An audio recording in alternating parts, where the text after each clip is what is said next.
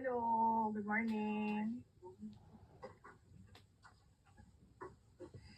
Okay na? Okay, sige. Mga kababayan, Assalamualaikum warahmatullahi wabarakatuh. Madayaw, mayong adlaw kaninyong tanan. Magandang araw sa inyong lahat. Sa mga nakaraang araw, marami ang humihingi ng reaksyon, komento, o damdamin. Damdamin ko sa issue ng impeachment na naihain laban sa akin.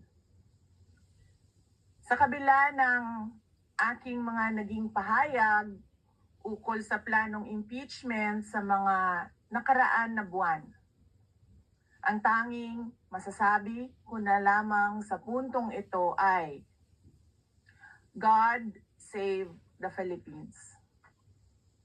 Bukod dito, nais ko na lang ipaabot ang aking taus-pusong pasasalamat sa mga kababayan na patuloy na nagdarasal, sumusuporta, nagtitiwala, at patuloy na nagmamahal sa akin. Manalig kayo dahil sa taong bayan ang tagumpay. Syukran.